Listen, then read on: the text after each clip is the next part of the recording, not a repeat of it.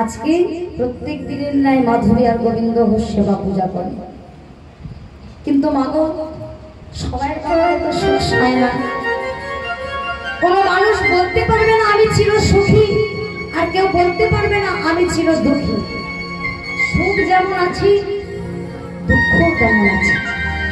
এই ধরুন আলো আছে বলে অন্ধকারের কদর বোঝা যাচ্ছে, আর অন্ধকার আছে বলে আলোর কদর বোঝা যাচ্ছে। এই আলোটা যদি দিনের বেলায় জ্বলতো আমরা কি বুঝতে পারতাম? এই অন্ধকারের মধ্যে লাইটটা জ্বালানো হয়েছে বলে বোঝা যাচ্ছে। আলো আর অন্ধকার যেমন দুই ভাই, সুখ আর দুঃখ এরা দুই ভাই। সুখ যেখানে যাবে দুঃখ কিন্তু তার পেছনে পেছনে যাবে। আজকের মাধবী আর গোবিন্দের জীবনে নেমে এলো দুই ঘটনা। কেন জানেন? এই যে ধরুন যতদিন না তাদের সংসার হয়েছিল, গোপীনাথকে সেবা দিত 4 বার। মায়েরা খবর দেন, গোপাল সেবা জানতো কবার? কি সোনা থালা, পেতলের থালা, এটার উপর থালা, স্টিলের থালা, আর সাইজ গুলো ঠিক দেখবেন এতটুকু, তাই তো? কি নকল দানা দেন?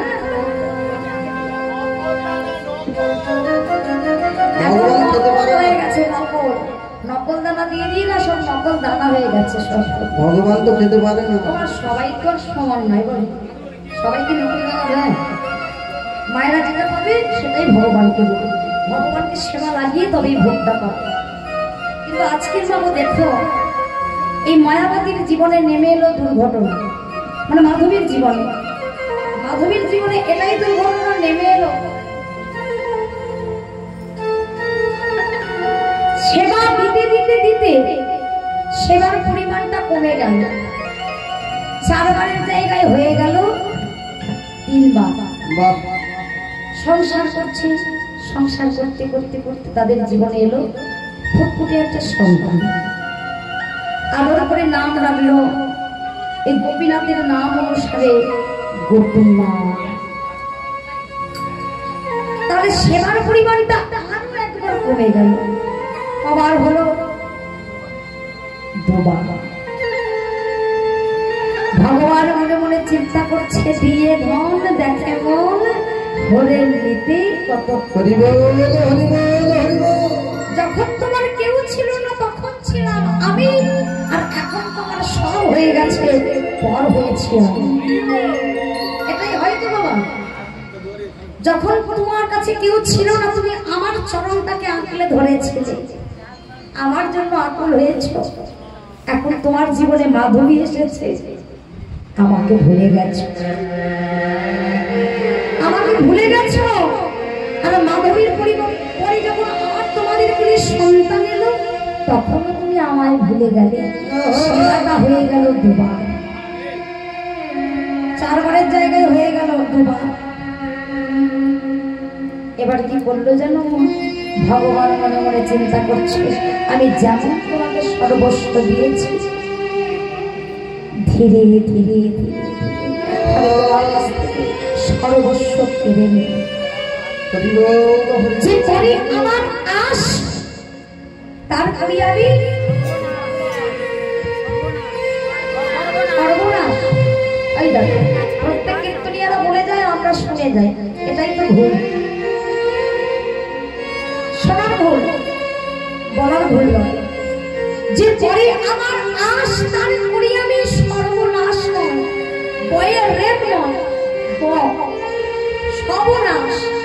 সর্বনাশ বলতে তোমার আত্মীয় স্বজন পরিজনকে আমি ধীরে ধীরে নিয়ে নেব, তাতেও যদি তুমি আমার চরণ না ছাড়ো তারপরে তোমার চরণের দাসের দাস। হ্যাঁ, যে ভগবান হবে সে ভক্তের সর্বনাশ কখনো করবে করবে না। তাই কথাটা সর্বনাশ নয়, সর্বনাশ। যে করে আমার আশ তারে করি আমি সর্বনাশ, তবু যে না ছাড়ে আমার দাস, সর্বশেষে হয়ে যাবে তার দাসের দাসের অনুদাস। এবার ভগবান চাল খেলছে, তোমাকে যেমন সর্বস্ব দিয়েছি সবকিছু আমি তোমার জীবন থেকে কেড়ে জগৎকে দিয়ে শিক্ষা দেব। দেখো আমার চরণ বাবা এত সোজা নয়, আমি ভক্তকে পদে পদে পদে পদে পরীক্ষা নেব, এত সোজা নয়। জগতে ভালো মানুষেরা আগে চলে যায়, খারাপ মানুষেরা পড়ে থাকে সমাজটাকে নষ্ট করবার জন্য। আজকে প্রথমে কি করলেন? গৌরহরি ওই গোবিন্দ ঘোষের কাছ থেকে, ছোট্ট গোপীনাথের কাছ থেকে চিরজীবনের জন্য, চিরতরের জন্য মাধবীকে কেড়ে নিলেন। একদিন মাধবী মরিয়া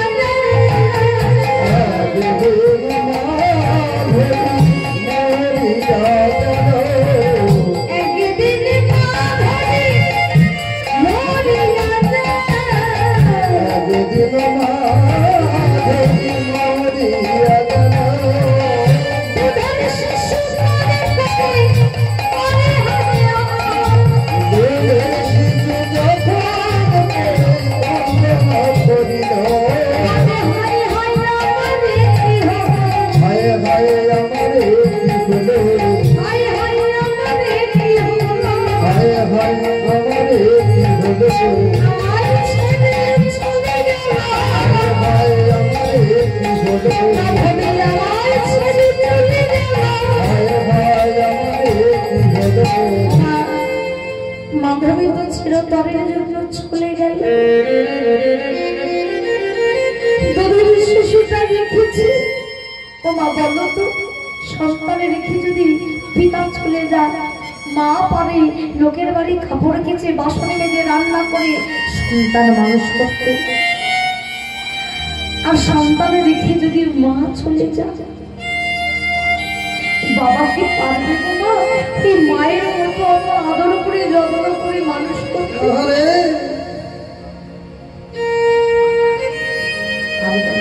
পারবে, নিশ্চয়ই পারবে, কিন্তু মায়ের মতো নয়।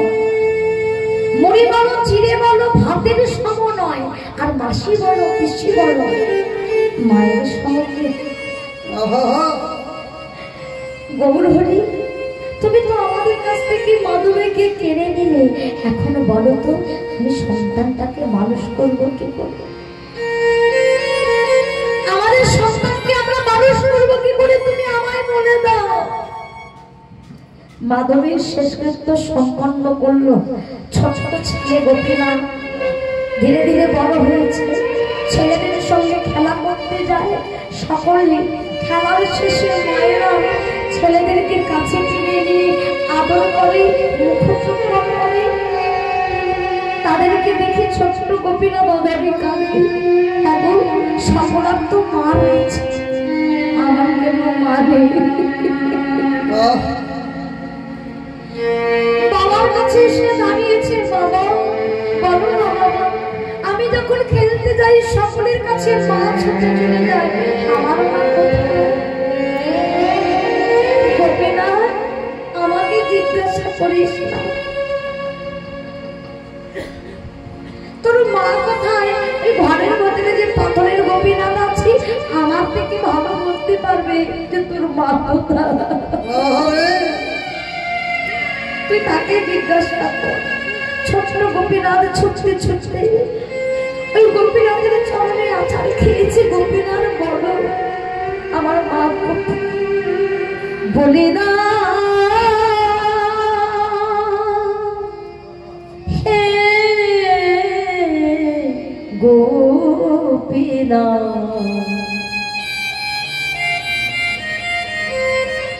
বলো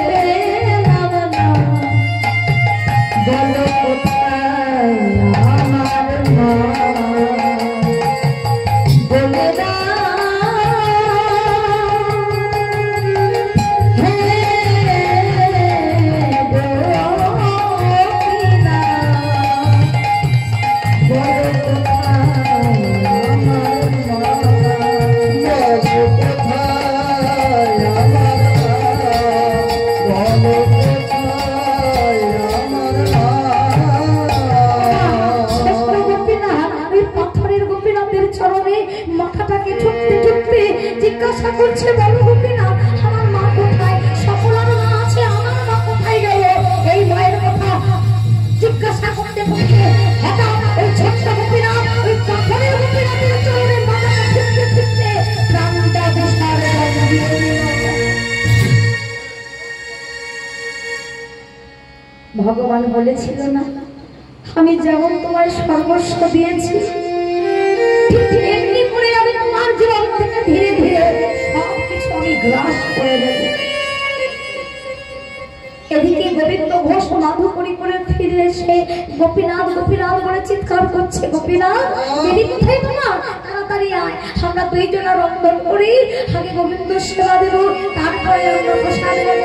এই গোপিনা দিদি কোথায় বাবা, তাড়াতাড়ি আয়। বাবা চারিদিকে দণ্ড দণ্ড করে খুঁজছে, কোথাও গোপীনাথকে দেখতে পাচ্ছে। এমন সময় ছোট্ট গোপীনাথকে দেখলো ওই পাথরের গোপীনাথের কাছে পড়ে থাকতে। এই গোপীনাথ এমন করে শুয়ে আছিস কেন? ঘরে গিয়ে শুবি চল। একেবারে গা তো ঠান্ডা বরফ হয়ে গেছে। এই গোপীনাথ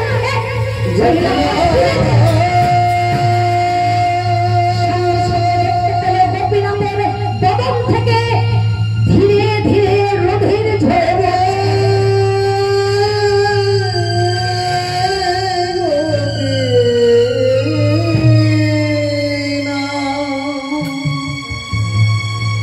গোপীনা ওরে ওরে গোপী গোপী গোপী। এমন সময় দেখলো ওই গোপীনাথের বদন থেকে রোধের ঝরেছে, একেবারে ঠান্ডা বরফ হয়ে গেছে। চিৎকার করে ডাক দিলেন, গোপীনাথ!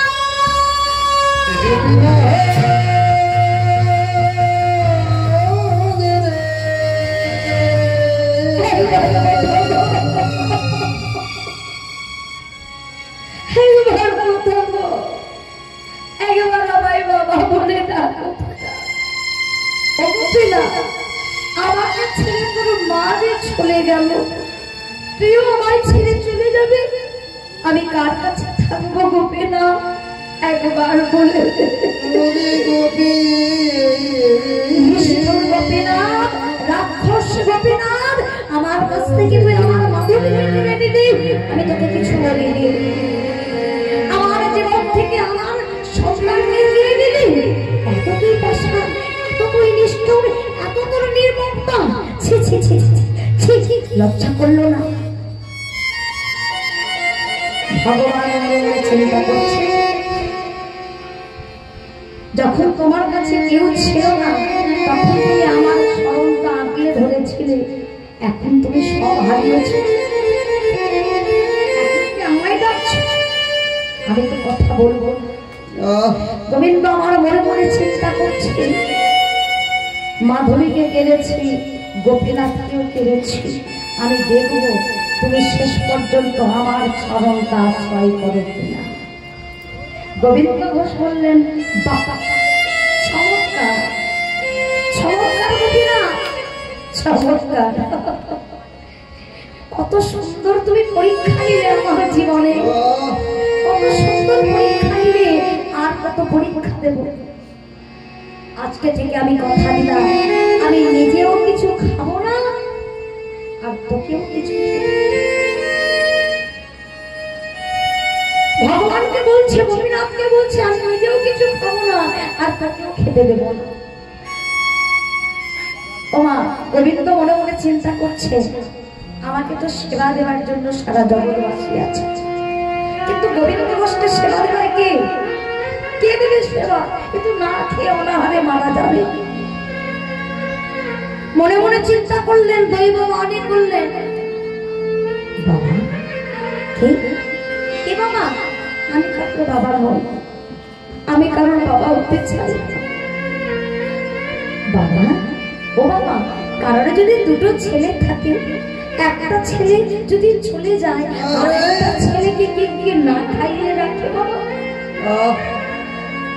কে? আমি কারোর বাবা নই, আমি কারোর বাবা হতে পারি না, আমার কোনো ছেলে নেই, আমার একটাই ছেলে ছিল ছোট্ট গোপীনাথ, সে আমার জীবন থেকে চলে গেছে, তুই আমার জীবন থেকে তাকে কেড়ে নিয়েছিস, চলে যা, দূর হয়ে যা। এমন সময় গোপীনাথ যখন বাবার সামনে দাঁড়িয়েছিল, বাবা বলছে, গোবিন্দ ঘোষ বলছে, গোবিন্দ ঘোষ, পারবে গোপীনাথ? তুমি যে আমাকে পিতা বলে ডাকছো, পিতা বলে ডাকলে পিতার শেষের দিন পর্যন্ত পিতার শেষ কাজটা করতে হয়, তুমি পারবে শেষ কাজ করতে? বলো বাবা, তুমি কি বলতে চাইছো? তুমি যা বলবে আমি তাই করবো, তুমি পারবে? আমি যেদিন মারা যাবো সেদিন আমার মুখাগ্নি করতে পারবো। আমি মারা গেলে তুমি আমার মুখে পিণ্ড দান করতে পারবে, তবেই তুমি শ্রেষ্ঠ বাবা হতে পারবে, সন্তান হতে পারবে, তবেই জানবো তুমি আমার শ্রেষ্ঠ সন্তান। পারবে? পারবে। আমি সন্তান হয়েছি বাবা বলে যখন দেখেছি, আমি বাবার শেষ জীবনের শেষ কৃত্য আমি সম্পন্ন করব। এইভাবে বেশ কিছুদিন তাদের দিন যাচ্ছিল মা, কিন্তু গোবিন্দ ঘোষ ধীরে ধীরে জর্জরিত হয়ে পড়ল। চর্মগুলো গড়িয়ে গেল, মাথার কেশ পেকে গেল, দন্ত পড়ে গেল। সর্বদাই তো ভগবানকে ডাকতো, আর ভগবানকে ডাকার মতো কোনো ক্ষমতা রইল না। ধীরে ধীরে শরীরটা নিস্তেজ হয়ে যাচ্ছে, আর পারছে না। ধীরে ধীরে বিছানা সজ্জা হয়ে গেল গোবিন্দ ঘোষ। এবার দেখুন অচল গোপীনাথ সচল হয়ে পিতার সামনে দাঁড়িয়েছে। কথা দিয়েছিল শেষের দিন পর্যন্ত পিতার শেষ কৃত্য সম্পন্ন করবে। আমার একেই বলে ভগবান।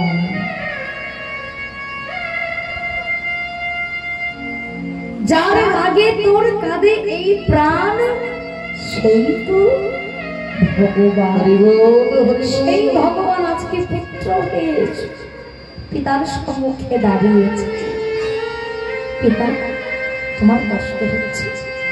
আরে খোকা, আমার যে বড় কষ্ট হচ্ছে, আমার তো এবার যাওয়ার সময় হয়ে গেছে। ওরে, আমাকে একটু চরণামৃত এনে দেবি? সমুদ্রের কাছে দাঁড়িয়ে জিজ্ঞাসা করছে, আমি জল কোথায় পাবো? ভগবানের সম্মুখে দাঁড়িয়েছে। গোবিন্দ ঘোষ গোপীনাথকেই বলছে, আমায় একটু চরণামৃত এনে দে। আর গোপীনাথ করেছে কি, মন্দিরের মধ্যে প্রবেশ করে নিজের চরণে জল দিয়ে নিজের চরণ ধৌত করছে। হরি বল, হরি বল, হরি বল, হরি বল, হরি বল। আর নিজের চরণের জলে ধৌত করে সেই চরণামৃত নিয়ে বাবার মুখে দিচ্ছে। বাবা, তুমি খাও, তুমি তৃপ্তি করে খাও। বাবার বদলে যতবার দিচ্ছে না চরণামৃত, ততবার যেন দেহটা শীতল হয়ে যাচ্ছে। আজকে যে আমি বড় শান্তি পাচ্ছি, আজকে আমি বড় শান্তি পাচ্ছি। গোপীনাথ, গোপীনাথ, আমার শিয়রের মাঝে একটা কর্তা আছে। যাওয়ার সময় আমার একটু কৃষ্ণ নাম শোনাবি বাবা, শোনাবে বাবা। তুমি যা বলবে আমি তাই করব। ভগবান নিজের চরণের ধৌত করে চরণামৃত বদলে দিলেন। এইবার ওই শিয়রের মাঝখান থেকে করতলাটা ভগবান নিয়েছে। করতলখানা হাতে নিয়ে পিতার বাবার কাছে বসেছে। কর্ণ বলে কৃষ্ণ নাম দিচ্ছে। বদন বলে পুত্র হয়ে সে পিতার সামনে কৃষ্ণ নাম হচ্ছে করতালে বাজে। হরে কৃষ্ণ, হরে কৃষ্ণ, কৃষ্ণ কৃষ্ণ, হরে হরে রাম, হরে রাম, রাম রাম, হরে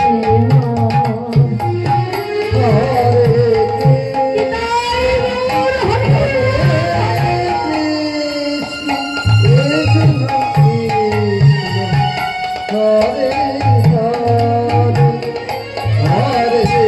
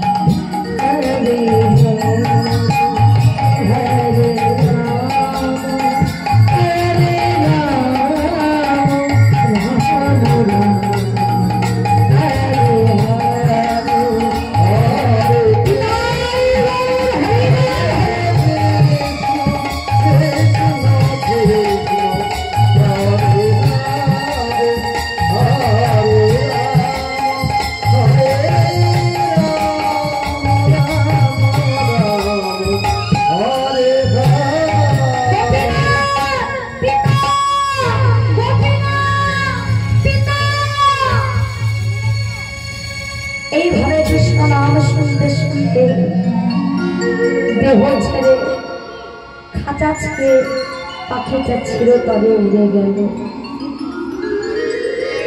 এখন আমরাও যদি তেমন ভক্ত হতে পারতাম, আমরাও কি ভগবানকে এইভাবে ভক্তির দূরে বাঁধতে পারতাম না?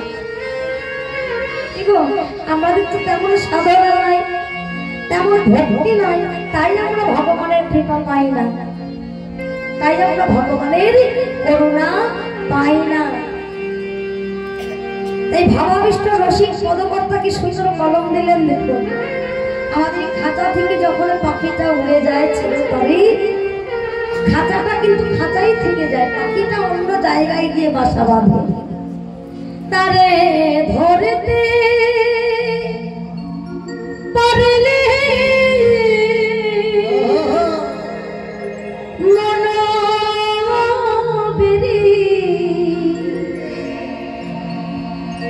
বিদ্যা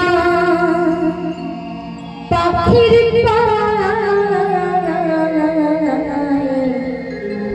কেমনি আসে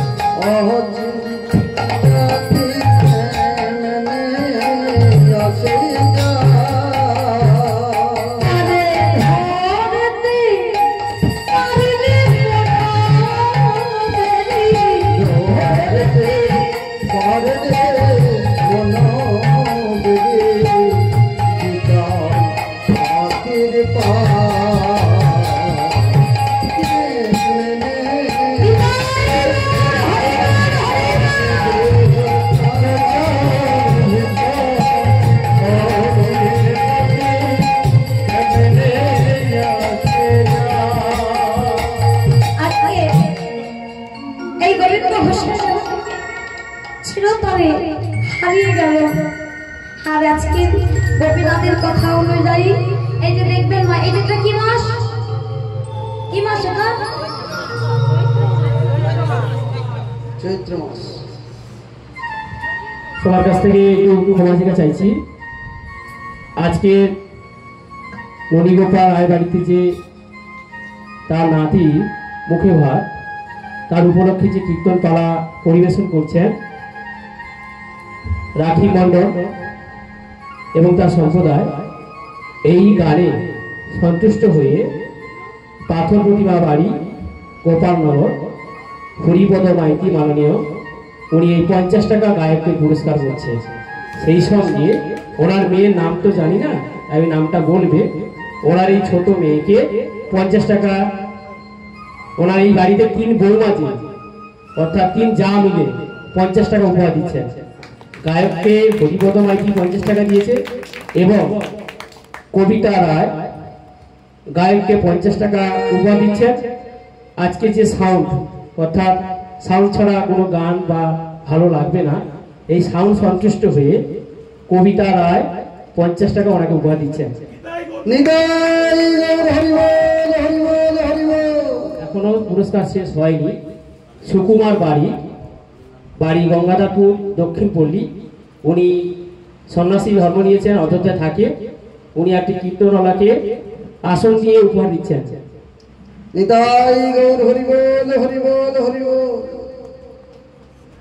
সেই সঙ্গে ভক্তদের বলবো আপনারা কেউ চলে যাবে না, গানের শেষে আমাদের রুট রয়েছে।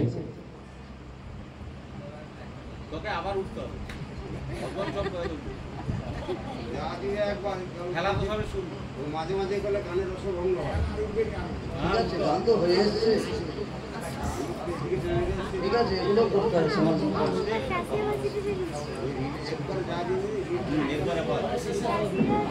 সেই সঙ্গে কানাই রায় মান্না, ওনার স্মৃতির উদ্দেশ্যে গৌর মান্না ছেলে গৌর মান্না, উনি 50 টাকা উপহার দিচ্ছেন গায়ককে। নিতাই গৌর হরিবোল হরিবোল হরিবোল।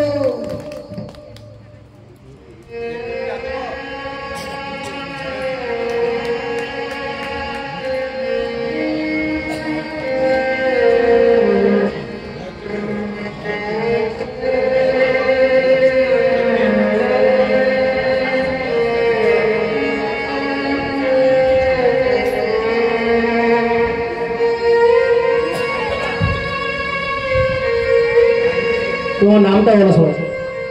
শ্রীময়ী দোলই।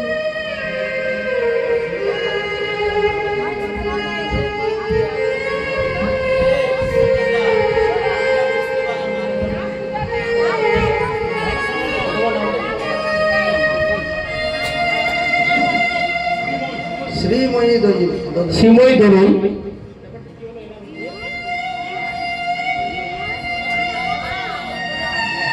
আচ্ছা আচ্ছা আচ্ছা, একটু ওনার হচ্ছে মন্ডল ছিল, এখন পাপেদের টাইটেল, তারপরে স্বামীর ঘরে চলে গেছে দোলই টাইটেল, ওই জন্য ওর মেয়ের নাম শ্রীময়ী দোলই।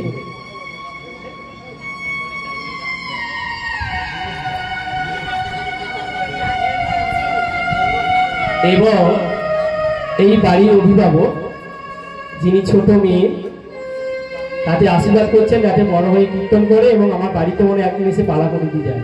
সবাই আশীর্বাদ করছে। আর সেই সঙ্গে আমরা ভক্তরাও চাইব যাতে এইভাবে ননিদার বাড়িতে যাতে আমরা প্রতি বছর হরিনাম শুনতে পাই, এই আশা রাখি। আপনারা গৌর প্রেমানন্দে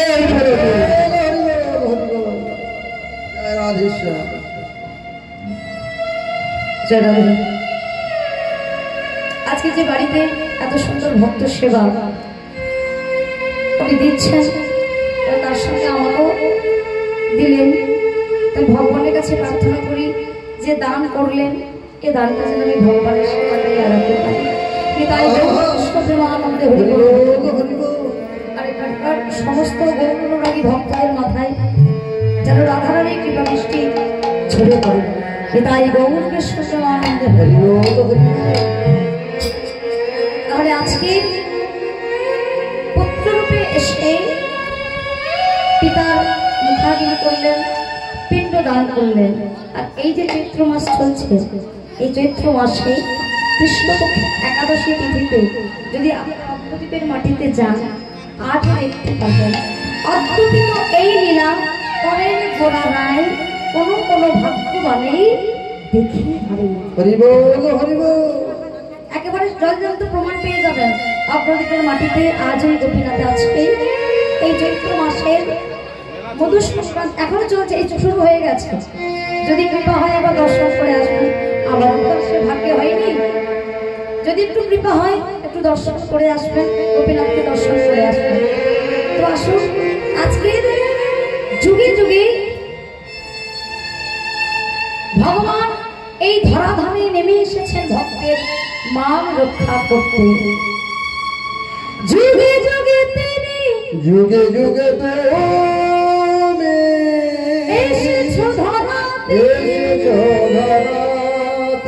রাখিতে ভক্তের মান, রাখিতে ভক্তের মান। যুগে যুগে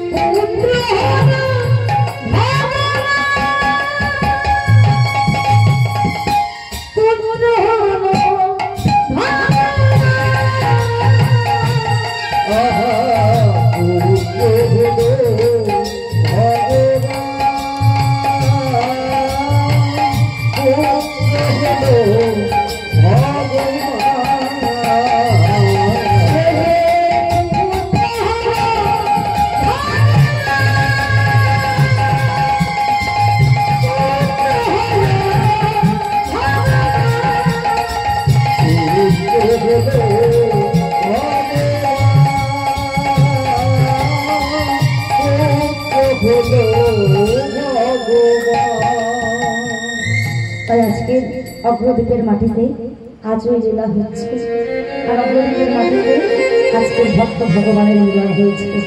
এমন সাধের মানো আরে হবে না আয় তোরা কে দেখবি আয় সাধের মানো আরে হবে না আয় তোরা কে দেখবি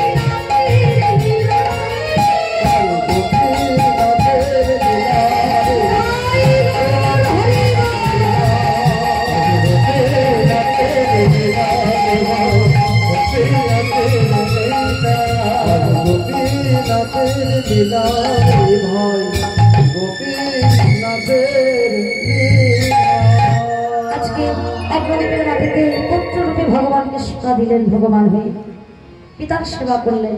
তো লীলা এখানে বিশ্রাম রাখবো, কারণ ভগবানের অপরন্ত লীলা, অনন্ত কৃষ্ণের নাম, অনন্ত মহিমা, ব্রহ্মা আদি ব্যাসদেব দিতে নারে সীমা। ভগবান যুগে যুগে এসেছেন, ধরা মাঝে পরীক্ষা নিয়েছেন, পরীক্ষা দিয়েছেন। তো ভগবানের লীলা শেষ করার মতো ক্ষমতা আমার নাই, বিশ্রাম আমি রাখবো।